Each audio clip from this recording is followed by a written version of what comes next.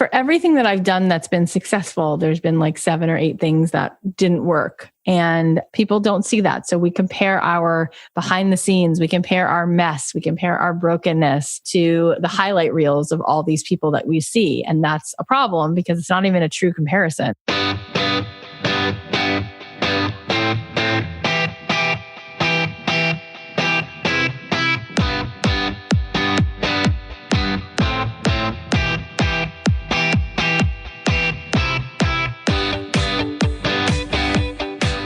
What's going on? Welcome to the Biz Women Rock podcast. I'm your host, Katie Krimitzos. If you are passionate about growth in your business, if you are growing a purpose-driven business, and you want access to education, to resources, and to other amazing businesswomen who can help you do it better every single day, then this is the podcast for you.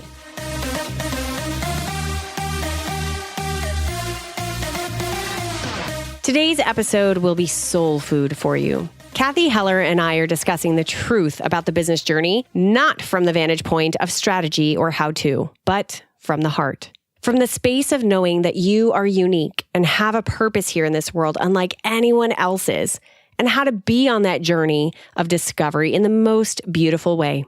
Oh yeah, we're going deep. Cathy is a creator of the popular podcast, Don't Keep Your Day Job.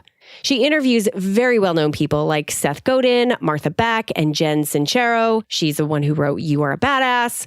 And they discuss openly about their lives, their creativity, and their journeys. Cathy is a musician and writes music for TV, ads, and film. She has an agency to help other musicians do the same and also has a course to help even more musicians do it as well. She's a mom of 3 and full of love. Her 7-figure business was not created overnight, though. And during this incredible conversation, you'll hear all about her continuing journey and why it's been a spiritually motivated one. During this conversation, we're discussing why her parents' lack of love and her mother's suicidal thoughts was the impetus for Cathy to seek out why we were put here in this world, how she realized she could create music in her own way without having to be Beyoncé, which led her to creating music for TV, ads, and film. We also talk about why each of us is an original and our jobs are to figure out our purpose. She talks about how she dealt with the hard blow of a big opportunity that was supposed to be it and watch it completely dissolve. And finally, we talk about what she does to make sure she's listening to herself so she can stay aligned. I hope that this episode is one you'll listen to over and over again, every time you need to be reminded just how amazing you are and that you can truly create anything that you want. So here she is, the amazing Cathy Heller. Cathy, I'm so excited that you're here. You are so cute. You're like, if Cameron Diaz was also just like the nicest possible friend you could have who encourages you and helps you have the best life, that's who you are. Well, thank you. I'll consider that an official endorsement. Thank you very much. Yeah. No, you're as cool as you are pretty, which is how neat is that to like be that girl who like, you can't hate her because she's that pretty, because she's that nice. She's that cool a human. You're too sweet. Well, thank you very much. I appreciate that. As a side note, I still have people from my childhood who call me Cameron. So yeah, of course. I am so like jumping out of my skin that you're here on the show. I had the privilege of seeing you on a podcasting panel at Social Media Marketing World. And I don't remember anything about the panel except you. Aww. Except the fact that you were like this ball of beautiful love that is like the only way that I can explain it. Because amidst this panel of people who were talking really great strategy and all that sort of stuff, everything that you said was like a heart-centered answer. Does that make sense? I know you get that, but it was very much in line with like, well, let's not just talk the ABCs, like let's get to the heart of what is really going on. Yeah. And I knew in a moment that I was like, oh, I need to talk to this girl. I need to get to know her a little bit better. So that's so nice. Thank you for really appreciating what I had to offer. I felt like I definitely had a different wavelength than everybody else on the panel. And I really appreciate that you connected with that and that you saw it as something that was helpful. So thank you for sharing that with me. Well, of course. And I think that that's what makes the Biz Women Rock community so special, is that we're not here just for how-to information. That stuff is really great. But we're also here because we want to be really inspired. We want to have lives that our businesses allow us to have that are full and rich and meaningful and powerful. And we want to like use this business as an opportunity to like grow into our best selves, right? With all of the craziness that comes along with that journey. So it's that craziness or that whole journey that I love being able to talk about. So I guess I want to dive right in the middle here, which is where in the world does that passion come from for you? Like, why is it that you speak so passionately and so heart-centeredly, if that's a word, about like living a life that's meaningful?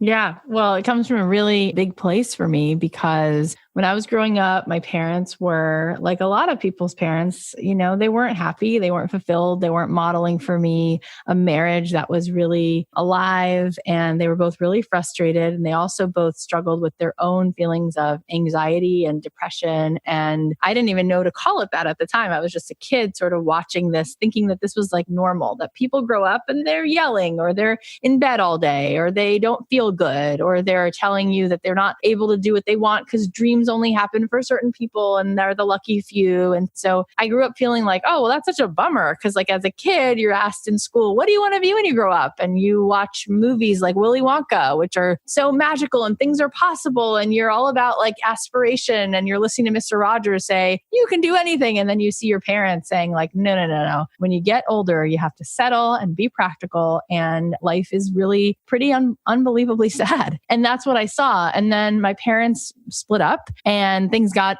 better in some ways because they were fighting less, but worse in other ways because my mom didn't want to live. My mom was like suicidal. My mom was very depressed. She was not able to really function anymore. She wasn't getting out of bed. And the irony was she wasn't that happy in the marriage and she wasn't fulfilled in her own life. She used to take me out to breakfast when I was a child and she would tell me all the reasons why she missed having a career, but she couldn't have a career because she chose to be a mom and like it was an either or. And so I think part of the reason she like unraveled in the divorce wasn't just because my dad left. I think it was because she looked back at her life and she said, what do I have to show for my life? I've been married for 24 years. It ended. But what did I do then? Because I didn't do what I wanted to do insofar as I didn't like go after what I wanted. Happiness, I believe, is an inside job. She wasn't making herself happy. She was hoping that her marriage would make her happy or her kids would make her happy.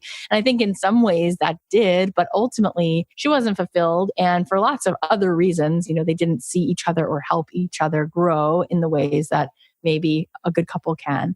But when I saw my mom that miserable, I didn't have at that time other mentors. I didn't have at that time as a little kid books I had written that said, keep going. I didn't have at that time a spiritual practice. I didn't have God in my life. I didn't have meditation in my life. I didn't have other mentors or role models, right? So it was really dark. I mean, can you imagine like you're going to school, you're not sure if your mom's going to be there when you come home. Like that's what I was living with.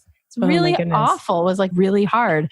And so I had a really hard time even going away to college because I was really worried about her. And I used to spend a lot of my time in high school, like just managing her pain and her making sure she got up every day and got out and whatever. But I just decided I had to go away to school. I just had to go away because I had to get away from that little world, which was so dark. When I went to college, I was like desperately seeking meaning. I was desperately seeking answers. Why are we here? Is there a reason for it? And so I became a humanities major so that I could study like sociology, anthropology, world religion. Like I wanted to look into these questions. I wanted to figure out why the heck would anybody have come to the conclusion that we should be on this planet? It seems pretty dark. And that led me to all kinds of cool explorations. And I felt like, oh, wait, okay.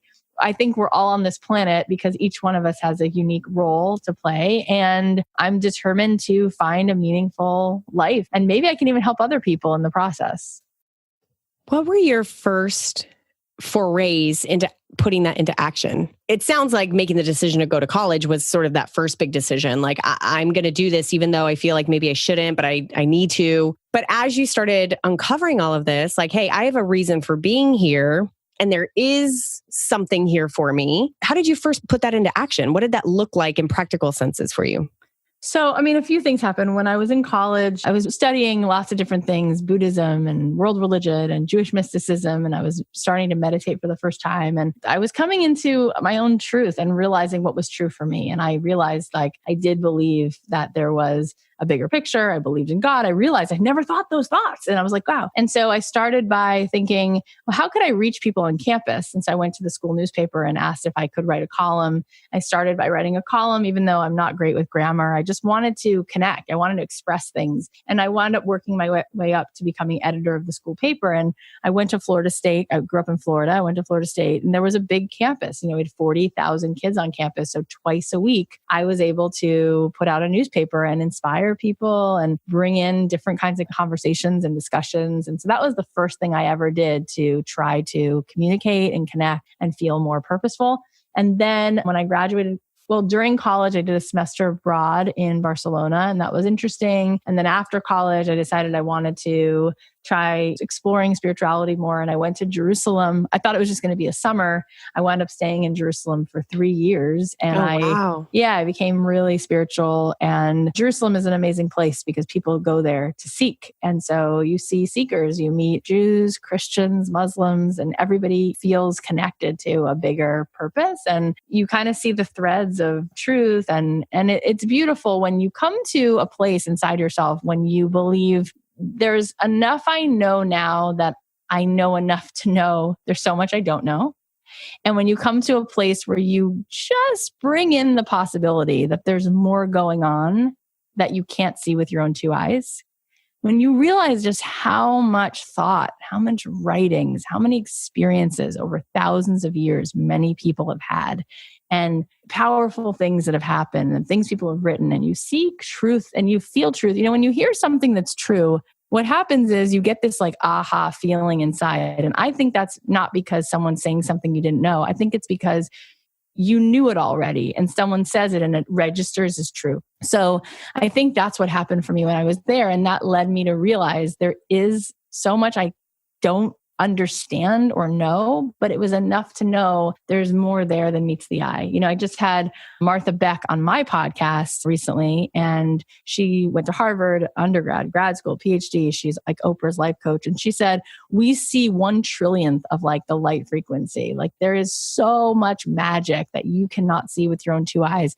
So to believe that just because you don't get it, it doesn't exist, that's cutting yourself off from lots of things that science can't explain. And so she's had so many powerful experiences in her own life. And I've met so many people who are brilliant, like, Harvard, MIT, Yale graduates who say, you know what? I can't tell you for certain, but I can tell you for certain that I can't tell you for certain because there's just so much magical things in the world. So leaving Jerusalem, I got clear that I think every single person is an original. And I think there never was you and there never will be. So if that's the case, if you've come here because you are unique and you have something to offer that only you can offer, then our job is figuring out what that is. Mark Twain said, the 2 best days of your life, the day you're born and the day you figure out why. So I felt very satisfied leaving there with lots of questions and at the same time with that as my guide. And that was enough for me to say, okay, how can I now use that and get in touch with my essential self and let it sort of just direct me to doing things that make me feel a sense of meaning and purpose and all of that stuff. Is that how you got into music?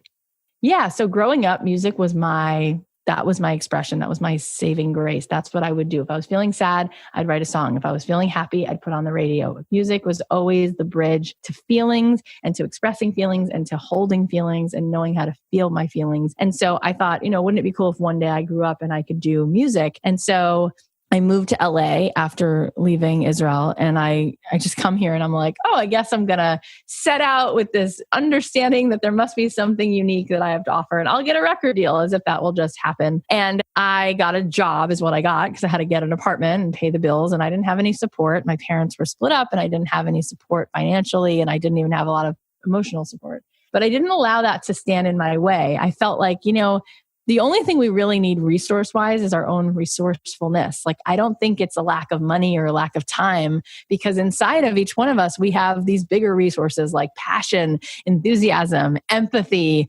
If you have perseverance, if you have that, are you going to find the time? Of course. If you have that, will you find the money? Of course. If you find that, will you connect to the person you need to connect to? Of course. So I just trusted that that would work and came out here, got a job, started working on music in my off time. And I did eventually get a record deal at Interscope, which was a big deal. And then I got dropped from the label about 3 months later. And I thought, oh my goodness, I guess I'm not going to do music, because that was the only thing I thought I could do as a career. And so I left that job and started to think about what else could I do with my life if it wasn't related to music. And I got an interior design, I got a job at an interior design firm. After that, I got a real estate license. After that, I taught mindfulness to kids and did a little teacher training program.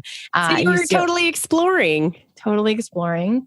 And after 2 years of doing all these different jobs, I just remember driving in my car one day and the tears streaming down my face, because I was like, I really want to be doing my music, and I wish I could find a way to do that and to make a living doing music, something music related. And so I decided to explore if it was possible that maybe there's a way to do music without being Beyonce. And I think this is what people miss sometimes.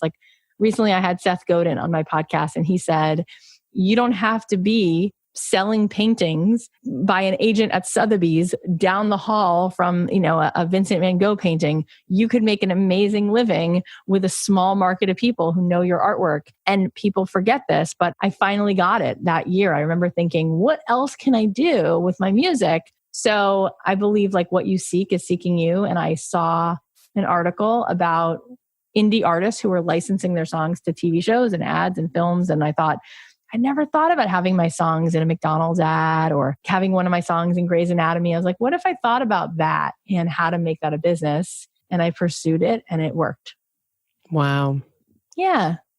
I'm sitting here thinking, because I want to go back to that concept of how can I do something in music if I'm not Beyonce?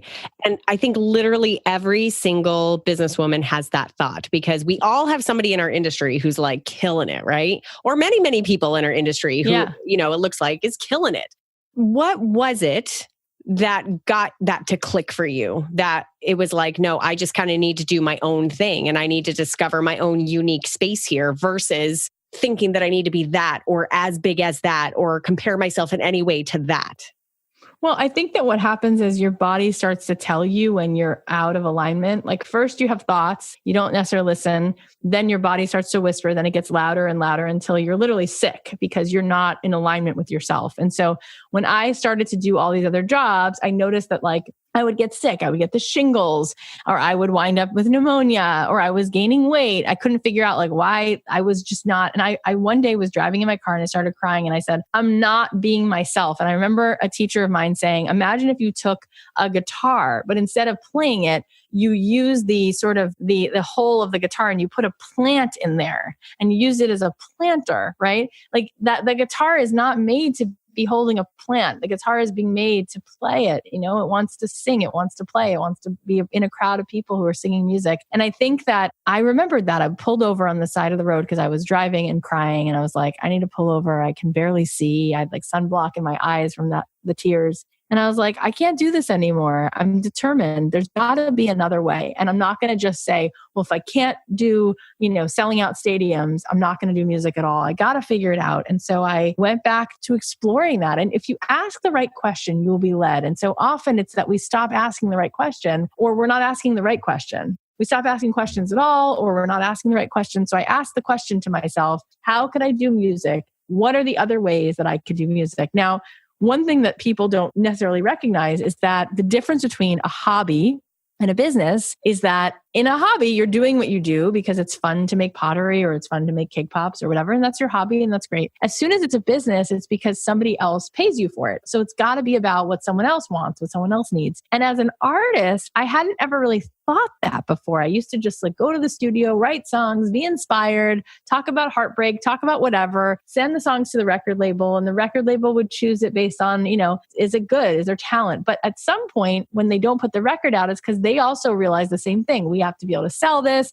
It has to be commercial, marketable to our audience, to the audience that's going to listen to the radio. And so I think artists need to sort of make a decision, is it a hobby or is it a business? And if it's a business, in that moment, I had already been doing other business. So I realized, why can't I make this a business? What are other ways I could do something with my music? And I remember I started reading Billboard magazine to see what other businesses artists were in. There's lots of different articles in there about different aspects of the business. And then I saw an article about people who were doing music for film and TV. And I thought, think I'm going to just try to start doing some research and exploring that, And then I looked at, from a content perspective, what kinds of content, what kinds of things do I need to create so that they would make money? Meaning, this is what people are looking for. What kinds of songs, what kinds of lyrics, what kinds of production, what kinds of cinematic sounds are you hearing if a song is in McDonald's versus in a trailer versus in a movie? And then I also started researching, who are these people? Who do I get it to? And then I had a whole strategy of like, how do I break through the noise so I can actually get them to listen? And it worked. And I started to build a business making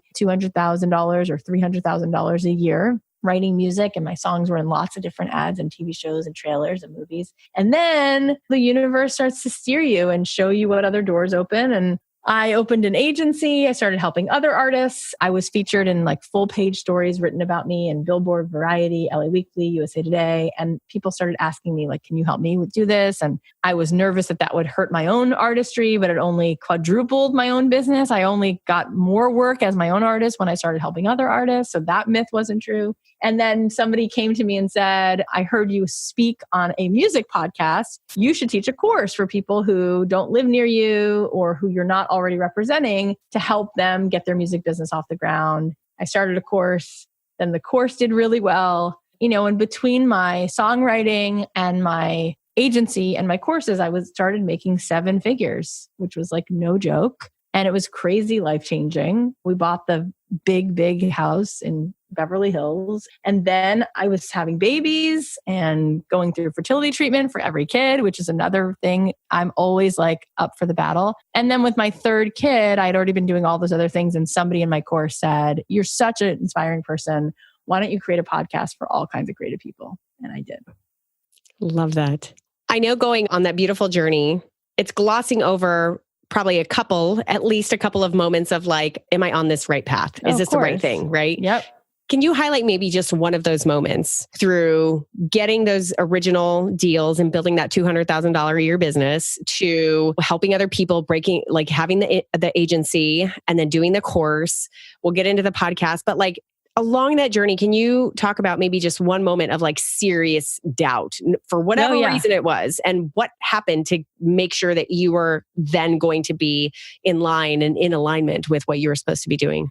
Yeah, I mean, for everything that I've done that's been successful, there's been like 7 or 8 things that didn't work. And people don't see that. So we compare our behind the scenes, we compare our mess, we compare our brokenness to the highlight reels of all these people that we see. And that's a problem because it's not even a true comparison. You're not seeing what didn't work. And there were lots of moments like that, including at one point, I had started writing music and I started making some money and I wanted to like still keep pursuing what's my main thing? Like, why am I here? What's the biggest way that I can make an impact and do music? And so I had this opportunity happen where I was writing music and somebody at Disney passed my songs along to the Jim Henson Company. And I had a meeting there, and the president of the Jim Henson Company, who's Lisa Henson, she's Jim Henson's daughter, and the vice president of the company, Hallie Stanford, we all had this meeting and they said, your music is so great. We want to create a TV show with you as the host. This was in like 2007, 2008. And I thought, oh, that's so cool. Look what my music led me to. Maybe this is my path. This is an incredible thing. And so we shot a pilot and I had the opportunity to work with amazing, not just songwriters, but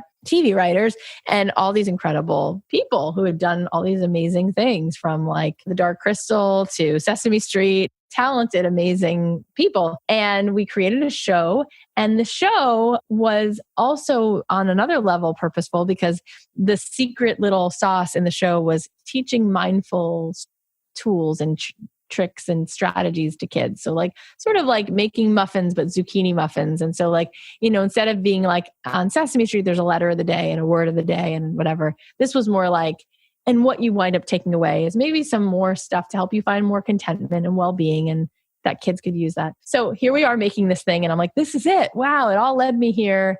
And we created the pilot, and we went to Nickelodeon and Disney Channel and Sprout, PBS, and people would be like, oh, this is interesting. And they kept asking for more. So we would make more episodes or write more things or add more songs or change a character, and they would give us more notes. And 3 years back and forth, that's going on until finally we try things, we shot it, we reshot it, and we go to every network and we get the answer back from this network, network. And one by one, like dominoes, they finally, in the end, each said no. After 3 years? Yeah. Oh my goodness. After 3 years. And all the while behind the scenes, I was writing I was doing music and stuff, but I was thinking that this will be the big pie in the sky. It'll all come together. And it wasn't in alignment with clearly, like, it either was something that I wasn't really meant to do as my thing, right? It's like, I see people sometimes, they're running 1,000,000 miles an hour, but they're running in the wrong direction. So it's like, it's not just enough to have perseverance. You have to not just have the hustle. You have to be in alignment. You have to be in alignment with your work. Like, everybody comes to the planet to do something unique. And I do believe that you'll be led to your work, the stuff that it's for you to do. Like, don't try to be her or him or this girl. Do your thing. And yes, it's frustrating because you might have thought you were supposed to do that thing. But if you listen and you get quiet and you do, and clarity does come from doing. So if you do enough and then you listen and you look for clues, it either works or it doesn't.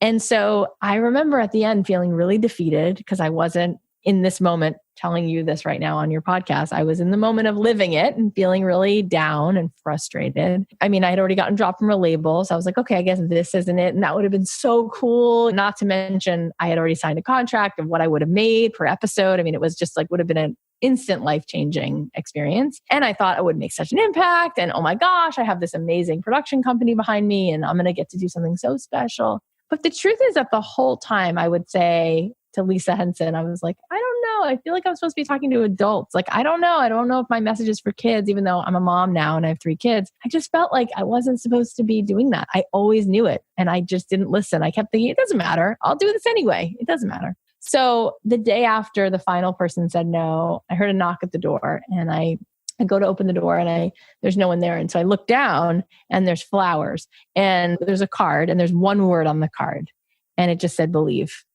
It just said believe. And I brought the flowers in and I saw that it was from Hallie, who's vice president of Jim Henson. She just sent me flowers that said believe. And I'll never forget it. And I started to cry and I realized here she was the day after saying to me, you better believe, like, you better believe that you're gonna figure it out.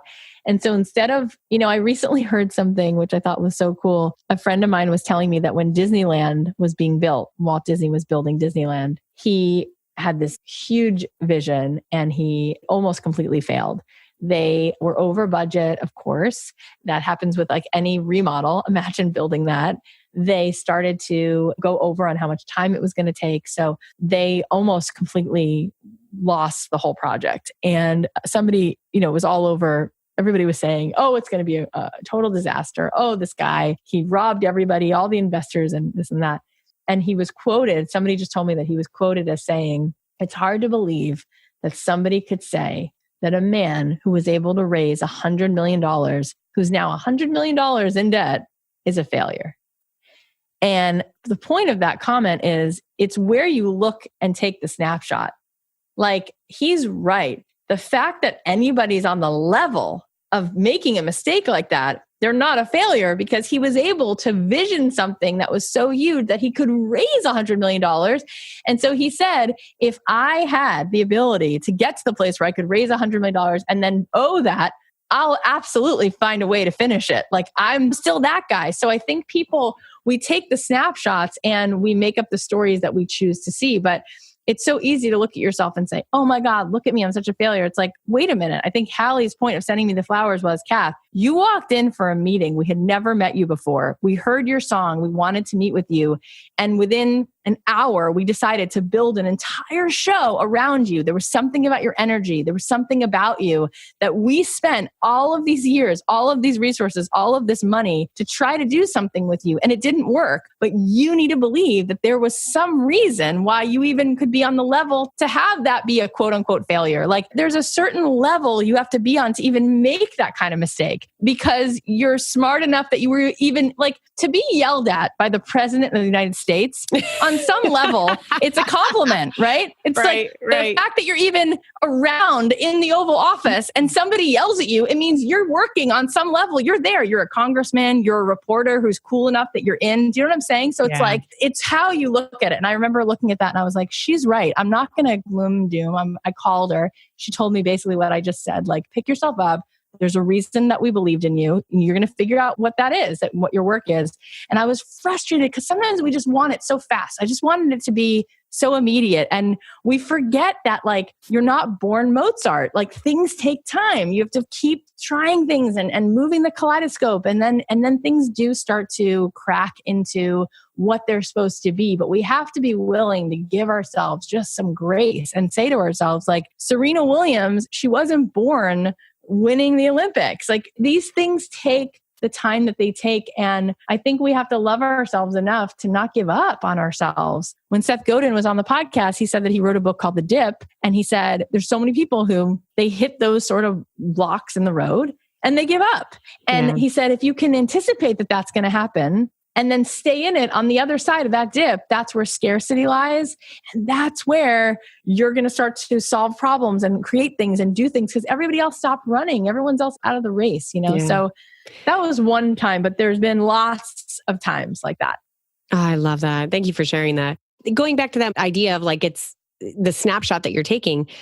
I think sometimes we can also get into thinking, okay, here's a snapshot, which sort of puts me in this mode of like, quote unquote, I made it. For example, Serena Williams, she wasn't born having won the Olympics. Well, the Olympics was not the end of the story either. Like there's more after that, you know? So it's like being able to like go for something and believe in something and have a faith that like it's all working for you and that there's no endpoint and knowing that it's like constantly evolving. So how then did you decide, okay, a podcast is the next evolution. A podcast is going to be something that I really want to do. It sounds like somebody in your community who had taken your courses was like, you need to talk to adults, but like that wasn't in your particular vertical. So how did you decide that don't keep your day job was going to be it? So that's the thing is like, I didn't know that it was going to be it. And I'm a big believer in just trying things before you're ready. Like, I don't believe you should start after you're ready. I think you should just start and just try stuff. Like you're always in beta anyway, and you may as well just start and then see what happens. So you throw spaghetti at the wall and you're like, that sticks, that doesn't stick. Okay, I'm going to go this way or that way. And so I think the fact that like, I've always been willing to tolerate being a little uncomfortable. It takes courage to put yourself out there and not have it all perfectly for sure. But what's the worst thing that's going to happen? You're going to learn from it or you're going to change direction. So I didn't know it was going to be it, but I was willing to try it. It didn't seem like the highest cost to entry to record episodes or reach out to people. And it felt like something I really wanted to do. And I think that's how you know. I think if something feels like it's going to bring you joy, do it. If something feels like it's not in alignment with what you really are about, don't do it. So if it is, keep expanding it. And I have seen in my life how the more things I create, that's how my business grows, as opposed to waiting for things to happen to me. Creating music changed my life. Creating an agency changed my life. Creating a course for songwriters and just creating it changed my life. So I'm always in the habit of like, what else can I create? What else can I offer? What else can I do? And then to see what doors open. So I tried the podcast and pretty quickly, quicker than I thought, it really took off. And that was, I guess, an indication that I was in alignment, doing something that was right for me. But I didn't know for sure that was going to happen. But it was cool. And it led me to a book deal and it led me to a whole bunch of new experiences, which has been really cool. And getting to meet lots of neat people for the show. What has that experience been like for you on your podcast? Because you have had some very well-known people on your show. And you get to have these really great conversations. Like you're really having awesome, in-depth, not formulated conversations on your podcast. So what has been one of the most exciting things for you about those relationships? Oh my God. I mean, it's just so surreal sometimes. Like a few weeks ago, I was interviewing Jenna Fisher from The Office. You know, she plays Pam on The Office. And I've interviewed Bobby Brown, whose makeup I've been buying for years. And Jonathan Adler, whose stores I've walked into. I have like one Jonathan Adler piece in my house.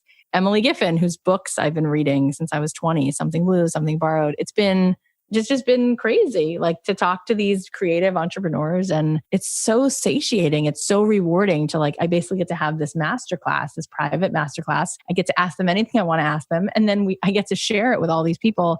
And it's riveting. I mean, it's so rewarding to have these conversations with smart, successful people who are really down to earth because they really have nothing to prove anymore. They've arrived, so they have no reason not to be grateful and lovely and gracious. And just to see what the patterns are with all these people has been just really cool to step back and see, oh, wow, these same 6 or 7 things are true for all of these people. I had Jenn Sincero on recently who wrote Youre, a Badass, and hearing her story about how she was 40, living in a garage, she was eating canned food and she turned that around. It's all the same strategies. And that to me it's fascinating to see that like through line. Like there are certain behaviors and thoughts that successful people have and do, period. End of story. That to me is fascinating. How have you ingested all of that? And how have you allowed that to then live on in how you show up to your life and your business every day? Oh my God, it really has up-leveled everything. I feel like at every level, I can see the next possible level and I expand my view of like what's possible. And that alone, just when that viewfinder gets expanded, then it's sort of like I wind up making that true just by seeing it. Like if I can see what's possible, as soon as I can see what's possible, I wind up creating it. And so by having these people around me and hearing them so simply talk about doing work that they love on such a giant level and owning it, not apologizing for the fact that like, oh, I had the woman who started Jimmy Choo on the podcast. She wasn't saying like, oh, is there room for me? Will there be room for another shoe that's this high end? Am I going to make money? Is that, just owning it. Take your seat at the table. Stop apologizing, doing your craft, whatever it is, from pottery to lipstick to writing, owning your craft and seeing people saying, I absolutely believe 100% that this is a possibility, or else I wouldn't put all this time into it. It makes you be like, whoa, you're so confident that it's possible that you could make $1 billion from baking cookies. That's ridiculously awesome. And it is true. And what you find out is there is so much room. There is so much room for somebody to start a new podcast, for somebody to make a new chain of coffee stores, for somebody to make some jewelry. There is so much room. You are the thing holding yourself back. If you don't believe there is, you won't take the action. If you don't feel strong enough or you overthink your idea, you don't put it out there, it's never going to happen, right? And so we have to be the engine. We have to believe in it and we have to be willing to put it out there in a major way. And so it is so exciting. And so, yeah, it's changed my life. I mean, from that point on, I've created even more in my business. I expanded my team I had one person working for me before the podcast. Now there's 5 people working for me. We're creating multiple things at all times. It's like the podcast is just one thing. And then we're creating courses and a membership group. And then I'm continuing to add to who's going to be the next guest. That's like my pick of the week, my bucket list guests, and writing my book and trying to figure out like, where is this really going? What do I really want to say? And now that I can see, I can direct it in so many ways. How do I want to do that in the most meaningful way that's most in alignment and make the biggest impact? So it's so exciting, right? To like ask those questions. I love that. We've talked a lot about staying in alignment and kind of having the faith that things are sort of always evolving, right? And just sort of knowing and surrendering to that, and also proactively creating that and envisioning that. What practices do you have to listen to yourself, to make sure that you are staying in alignment, especially in a season like this where there's a lot of stuff happening? Well, I feel like there's always a lot of stuff happening in every season, but like you've got 3 little ones. You've got all this great stuff going on. You've got the agency, the course, you've got your own music, you've got the podcast, all the new things that are happening from that. What practices do you have that allow you to stay centered and keep hearing your true self? Yeah, that was a really great question. I mean, I think that there are several things that help.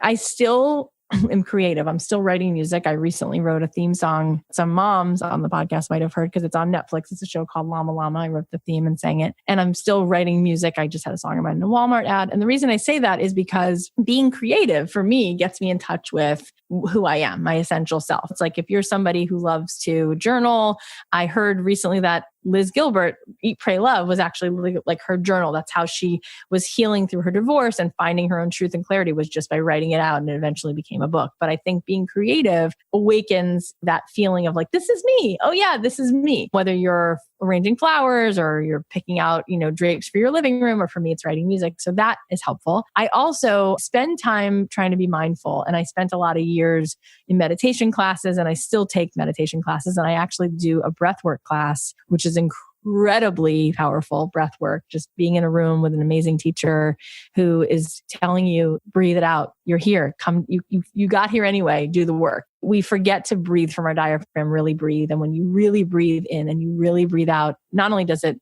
sort of light up the sympathetic nervous system, which like helps you regulate, but there's so much in there that just needs to be released. And without even thinking, you just sort of get these epiphanies like, oh, I really do feel that, or I really do want that, or whatever. So that's interesting. And as I'm going through my day, I will notice when I get sort of caught up in the blizzard of thoughts, and I'll just say to myself, come back to the very whole, still, peaceful, interconnected self that is really always okay. And by saying come back, I get a lot of wisdom there just by like going back to that place, getting out of the big swirl of thoughts. And then the third thing is trying stuff, keeping myself in the habit of trying and trying, because that's when I find out, oh, that so didn't feel like me. Oh, that actually feels like me more. Okay, cool. So trying stuff, meditating, being mindful, and being creative. That's what I do. I love it. Cathy, this has been such an awesome conversation. I want to thank you so much for spending your time with me. This is so great. And this is the juice that I love talking about. This is the stuff that I use the excuse of business in order to talk about this. And that's the manner in which I get to talk about it. And I love it because I think that this is the stuff, this spiritual journey of our lives, this personal journey, like all of this, like really discovering why we're here. It's a constant evolution. And I just really sincerely appreciate you talking so openly about it. Oh, you're so sweet. Yeah, I believe that the opposite of depression is purpose. And I think that that's what I've seen firsthand. I think everybody's really searching for that meaning, and you're doing such great work by really kind of knowing deep down that's really what it's all about. It's not just about a job. It's about your life's work. It's about something that feels like you're contributing, something bigger than yourself. And I think that people feel like they're not good enough. And there's so many amazing ideas and talents and gifts that never see the light of day because people overthink them. So I think you and I are both on that mission to get people out of that feeling stuck and get people into motion. I love it. Thank you so much, Cathy. Thank you. Thank you so much for taking the time to listen to today's episode. I never take it for granted that you, a very busy and high-performing woman entrepreneur, listens to the Biz Women Rock podcast. If you got any value out of today's show, if there were any aha moments that you had, I would so appreciate you turning around and sharing it with another woman entrepreneur who needs that aha as well. From me and the entire Biz Women Rock team, we'll see you on the next episode.